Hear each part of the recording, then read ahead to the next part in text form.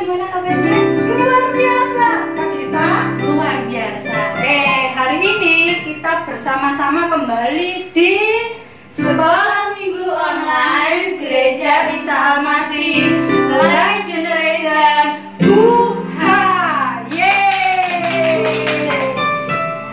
Adik-adik, sebelum kita mulai ibadah kita pada minggu hari ini, mari kita berdoa dulu yuk. Kita lipat tangan, kita tutup mata, kita mau sungguh-sungguh berdoa sama Tuhan.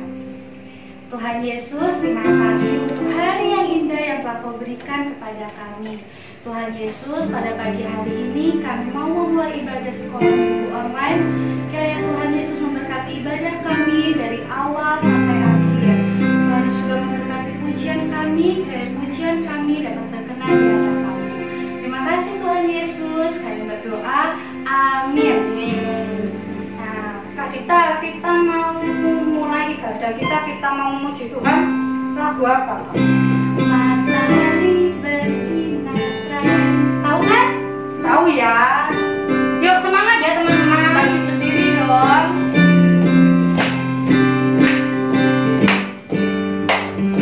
Matahari bersinar terang, burung berkicaulah senang, harum semerbak bunga di padang, semua mengajak kepada kita, kan memuji nama Tuhan yang esa, kan memuji nama Tuhan yang esa. Sekali lagi. Matahari bersinar terang, burung berkicaulah senang, harum semerbak bunga di padang, semua mengajak kepada kita, kan memuji nama Tuhan yang esa, kan memuji nama Tuhan yang esa. Oh, semangat, semangat, semangat. Semangat, kita sekarang selanjutnya mau menyanyikan lagu I Love You Jesus. Pakai gerakan ya. Pakai dulu.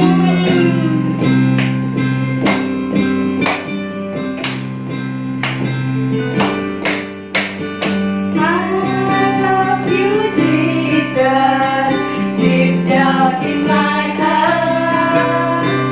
I love you, Jesus, deep down in my heart. Think about it, deep down, down, deep down in my heart. Think about it, deep down, down, deep down in my heart. Sekali lagi. I love you, Jesus, deep down in my heart. I love you, Jesus, deep down in my heart. Think about it, deep down, down, deep down in my heart. Think about it, deep down, down, deep down in my heart. Kalian hebat sekali semangatnya. Belum pada capek kan? Belum. Kita sekarang mau, sebelum mendengarkan firman Tuhan, kita mau menyanyikan lagu firman Tuhan Ada di hatiku, ada di langkahku, ada di jiwa. Hidup kata jiwaku kan. Kayak semangat ya teman-teman. Kita siapkan hati kita untuk mendengarkan belajar firman Tuhan.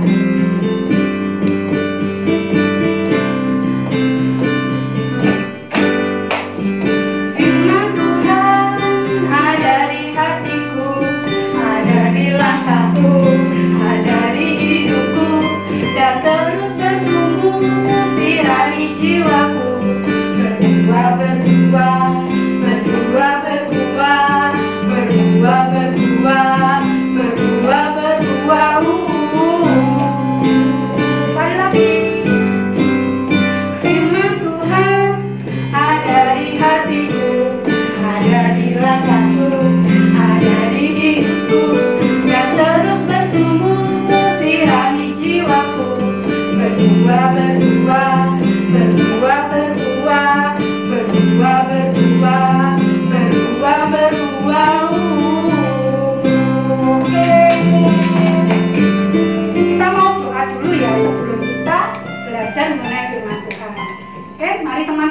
kita berdoa.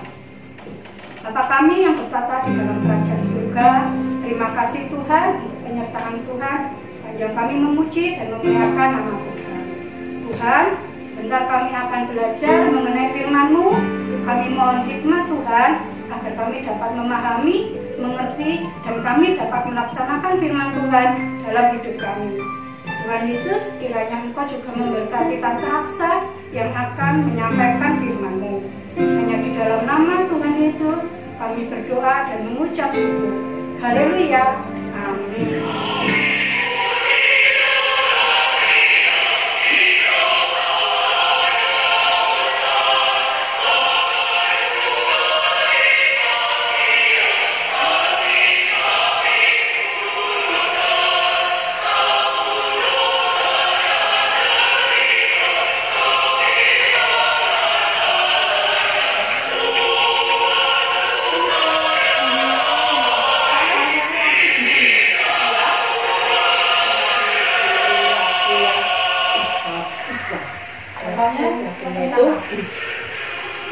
Lagunya itu judulnya Kami Puji dan Hadiah ya.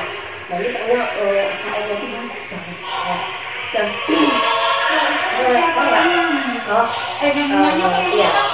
tahu nggak yang menciptakan? Nah lagu ini bagus banget ya. Dia itu diciptakan oleh seorang bapak. Dia bernama Beethoven.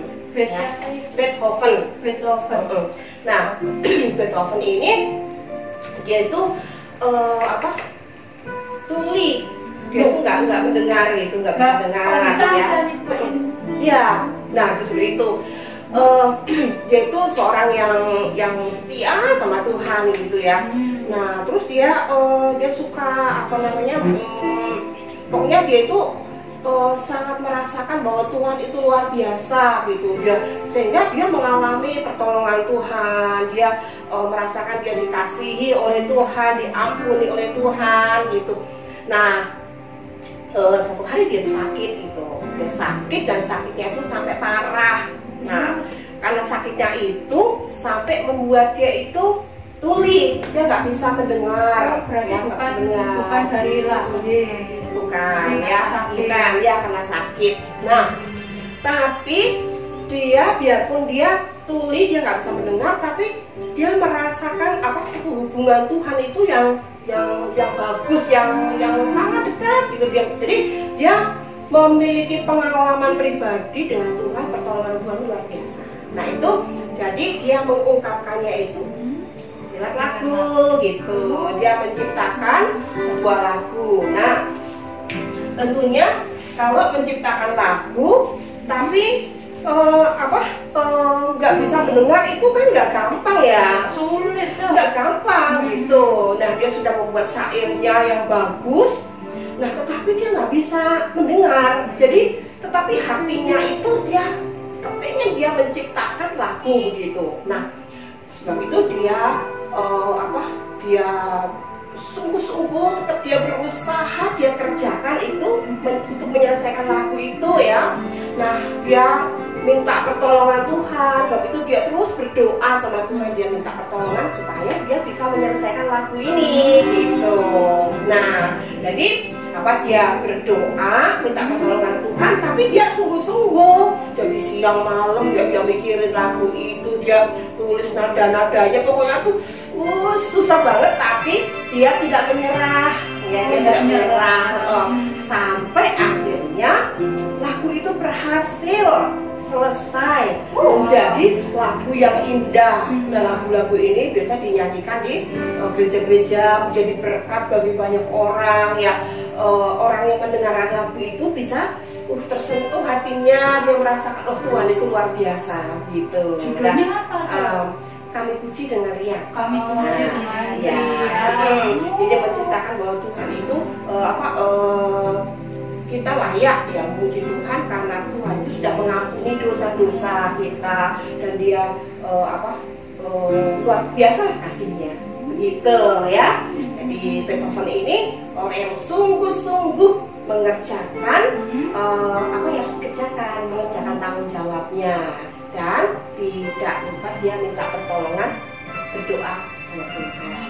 Nah, ini ada satu cerita ya. Ada seorang Kristen yang juga dia itu seorang yang mengasihi Tuhan. Nah, dia suka menceritakan tentang firman Tuhan. Nah, dia suka menceritakan tentang Injil.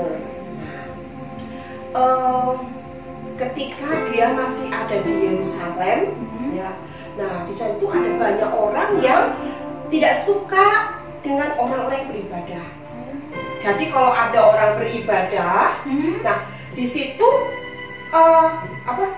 dia dikejar-kejar, ya, diusir, dipukulin, iya.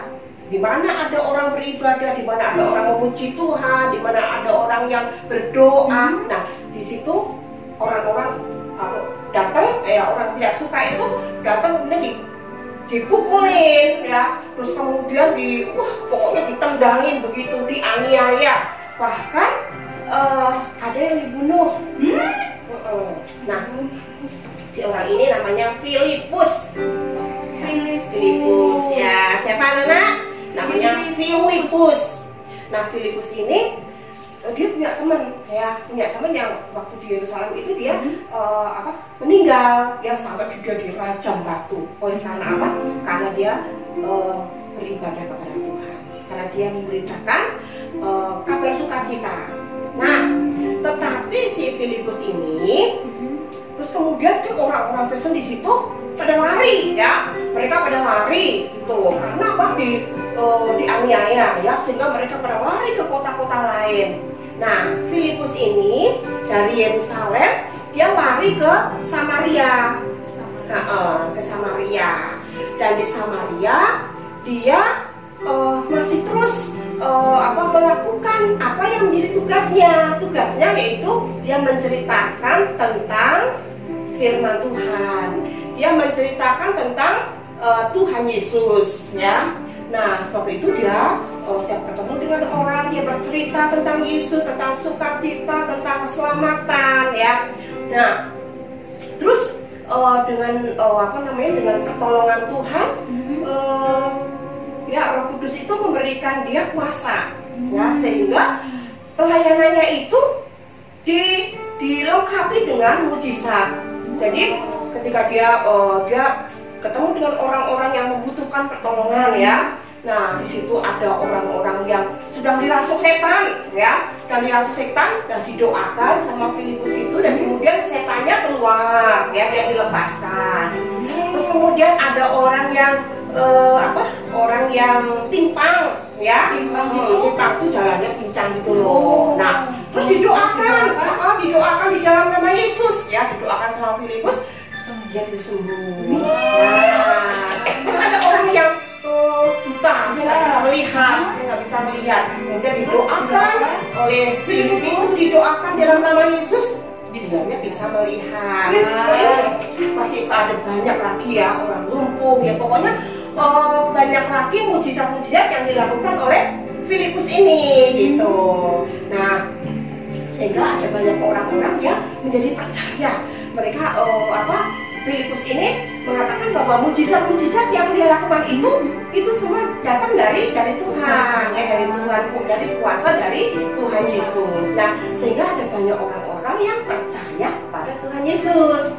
Nah, tapi kenapa? Ada tapinya. Di situ sebelumnya ada seorang yang terkenal hebat. Siapa itu? Ya, dia namanya Simon.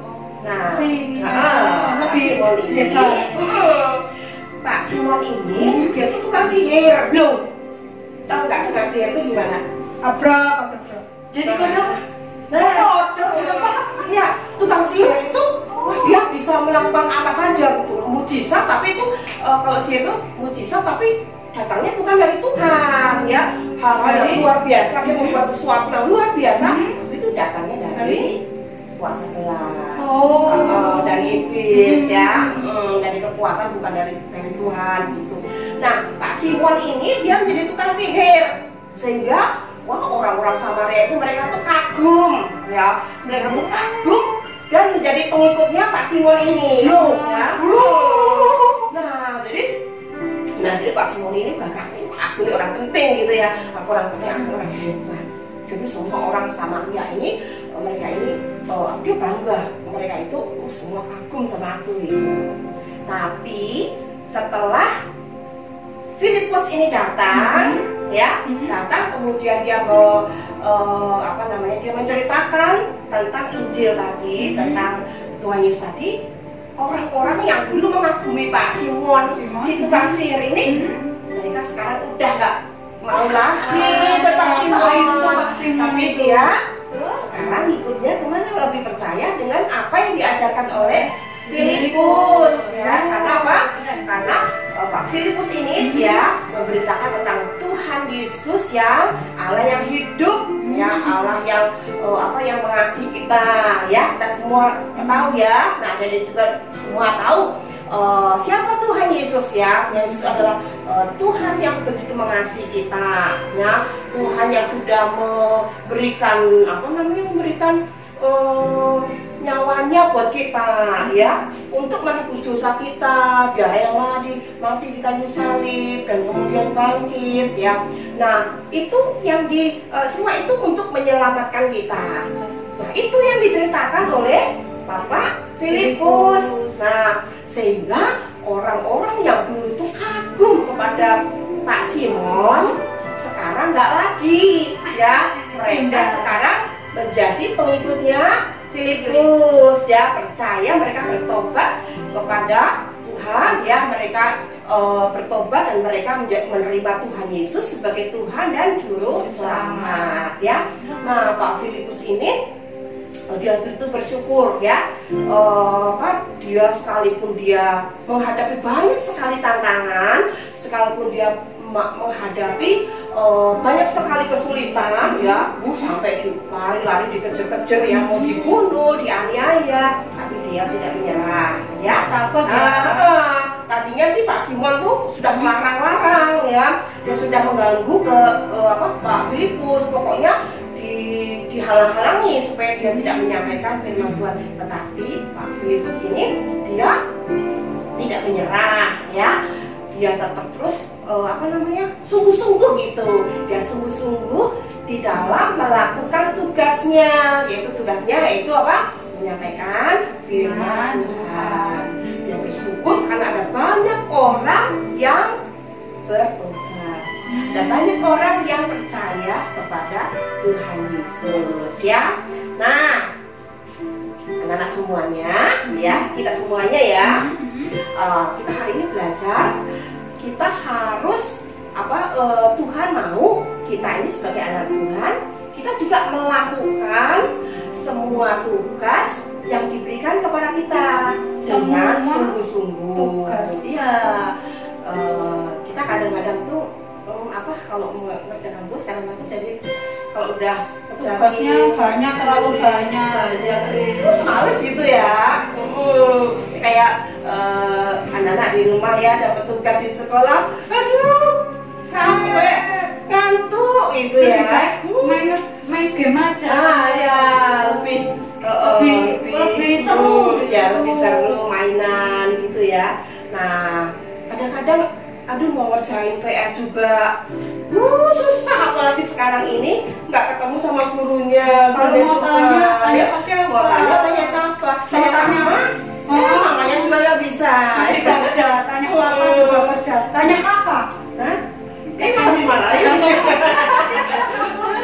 Ya, jadi kadang-kadang itu kan jadi hambatan, ya, jadi penghalang, kadang membuat kita ini jadi males ngerjain tugas. Tapi hari ini kita belajar untuk bersungguh-sungguh, ya, seperti Bapak siapa tadi, ya, Beethoven tadi, ya. Beethoven tadi dia sekalipun dia sulit, ya, dia punya kekurangan, nggak bisa mendengar, tapi akhirnya dengan pertolongan Tuhan bisa selesai menciptakan lagu-lagu yang akhirnya dia menciptakan lagu yang banyak sekali yang luar biasa.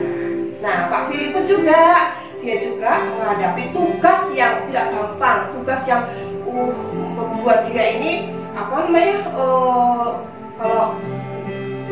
banyak mungkin orang mengatakan tuh takut, mendingan nggak usah lah, nggak usah lagi kabar Injil, nggak usah kita menyampaikan firman Tuhan daripada dianiaya ya. Tetapi Filipus tadi dia tetap tanggung jawab, sungguh-sungguh melakukan tugasnya ya. Kenapa dia bisa? Karena dia tidak ngandelin kekuatan sendiri, ngandelin Tuhan. Nah, Tuhan yang memberikan kekuatan untuk dia, sehingga dia bisa melakukan mujizat. Ya, nah ingat ya, anak-anak semuanya harus apa? Lakukan tugas dengan sungguh-sungguh. Nah, hari ini kita ada kayak hafalan ya. Gimana? Hafalannya. Oh ya, kalau ceritanya tadi. Kalian bisa membaca di dalam Kisah Para Rasul pasal 8 ayat 4 sampai 13 ya. Kisah Para Rasul pasal 8 ayat 4 sampai 13. Nah, ayat hafalannya ada di dalam Yakobus pasal 4 ayat 17. Yakobus pasal 4 ayat 17. Bunyinya gimana? Bunyinya Kak Dita bacain dong. Adik-adik buka Alkitabnya juga ya, di Yakobus 4 ayat 17. Jadi jika seorang tahu bagaimana ia harus berbuat baik, tetapi ia tidak melakukannya, ia berdosa. Sekali lagi, Yakobus 4 ayat 17. Jadi jika seorang tahu bagaimana ia berbuat baik, tetapi ia tidak melakukannya, ia berdosa. Ya, nah kalau kita melakukan tugas kita itu adalah suatu perbuatan yang baik. Jadi nggak boleh ditinggal, nggak boleh dapat PR, dapat tugas terus males lah, itu nggak boleh ya. Tapi harus dikerjakan dengan sungguh-sungguh. Kalau nggak bisa, berdoa, minta tolong kepada Tuhan. Oke? Ya, siap ya anak-anak ya. Yuk kita akan bersama-sama bersyukur ya. Kita akan berdoa saat ini untuk ibadah kita. Tuhan Yesus, kami mengucap syukur kepadamu untuk hari ini. Kalau Tuhan sudah memberkati ibadah kami. Tuhan, terima kasih untuk firman-Mu. Kami mau belajar Tuhan untuk menjadi anak-anak yang mau bertekun, yang mau sungguh-sungguh melakukan tugas kami, baik itu tugas sekolah, baik itu tugas orang tua atau apapun yang diberikan kepada kami. Ajarlah kami Tuhan, untuk kami boleh setia melakukan semua tugas-tugas kami dengan baik. Terima kasih Tuhan Yesus, kami bersyukur kepadamu Tuhan, dan menyerahkan seluruh hidup kami dalam tangan-Mu. Kami mau menjadi pelaku-pelaku akan firman-Mu ya Tuhan. Di dalam nama Tuhan Yesus kami berdoa. Haleluya. Amin. Nah, demikian ibadah kita hari ini ya. Kalian tetap jaga kesehatan, tetap semangat. Tuhan memberkati. Bye-bye, sampai minggu depan.